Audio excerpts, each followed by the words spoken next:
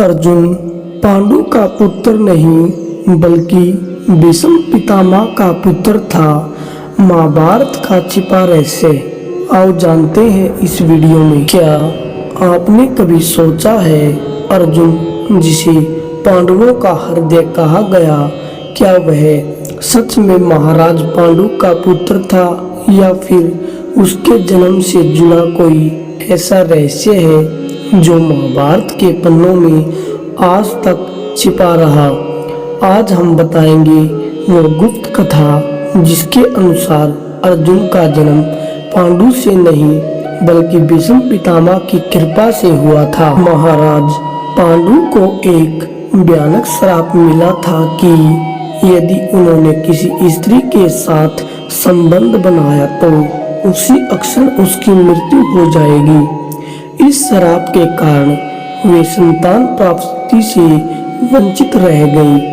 पांडु की दोनों पत्नियां कुंती और माद्री पुत्र की कामना में तप कर रही थी। इसी बीच भीष्म पितामह जो हस्तिनापुर के सबसे ज्ञानी और तेजस्वी पुरुष थे, उन्हें एक उपाय सुझाया। कुंती के पास था एक अद्भुत वरदान। वह किसी भी देवता का आह्वान करके उनसे संतान प्राप्ति कर सकती थी।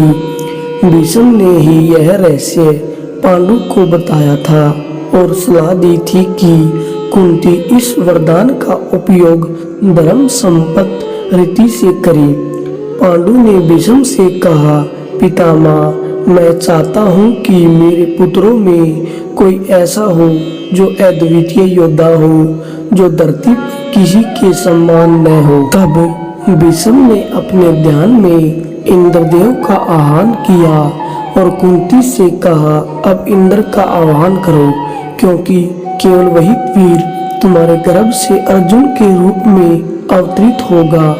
इसलिए कहा जाता है कि अर्जुन का जन्म पांडु की नहीं बल्कि भीष्म पितामह की कृपा और इच्छा से हुआ था। महाभारत में कई बार यह दिखाया गया है कि अर्जुन और भीष्म के बीच केवल गुरु शिष्य का नहीं बल्कि एक गहरा आत्मिक संबंध था। भीष्म पितामह अर्जुन को सदैव धनुर्धर और वीर श्रेष्ठ कहकर संबोधित करते थे। युद्ध में भी जब अर्जुन के सामने भीष्म खड़े हुए तो उनके मुख पर मुस्कान थी। उन्होंने स्वयं अर्जुन से कहा, पार्थ तीर छोड़ो, मैं तुम्हारे बाणों से ही शांति पाऊंगा।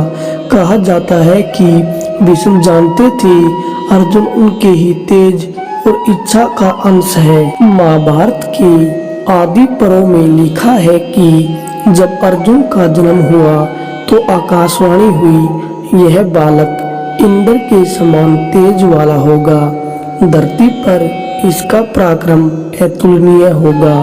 इंद्रदेव स्वयं भीष्म के प्रति अत्यंत श्रद्धा रखते थे। कई विद्वान मानते हैं कि इंद्र का तेज उस समय भीष्म की तप शक्ति से ही अर्जुन के रूप में अवतरित हुआ। इसीलिए अर्जुन को केवल इंद्र पुत्र नहीं बल्कि भीष्म तपस पुत्र भी कहा गया है। कुरुक्षेत्र युद्ध में जब अर्जुन ने भीष्म पर बाण चलाए तो अर्जुन के हाथ कांप रहे थे, पर भीष्म ने मुस्कुराकर कहा, पार्थ मुझे इस शरीर से मुक्ति दो, यह तुम्हारा ही कर्तव्य है। यह वही क्षण था जब गुरु और पुत्र समान शिष्य दोनों के बीच प्रेम और कर्तव्य का संगम हुआ। तो क्या अर्जुन पांडु का पुत्र था या फिर वह भीष्म के तप और इच्छा से उत्पन्न वह दिव्य आत्मा था जिसने धर्म की रक्षा के लिए जन्म लिया। सत्य यह है कि अर्जुन का शरीर देवों से पर आत्मा भीष्म की शक्ति से निर्मित थी। इसीलिए अर्जुन को वीर श्रेष्ठ, धनुर्धर और धर्म रक्षक कहा गया। वह केवल एक योद्धा नहीं बल्कि भीष्म की अधूरी प्रतिज्ञा का उत्तर था। महाभारत की यही गहराई है। हर चरित्र केवल एक व्यक्ति नहीं बल्कि एक दिव्य उद्देश्य का प्रतीक है। तो अगली बार जब आप अर्जुन का नाम लें, याद रखिए वह भीष्म पितामह की तप शक्ति का जीवंत प्रमाण है।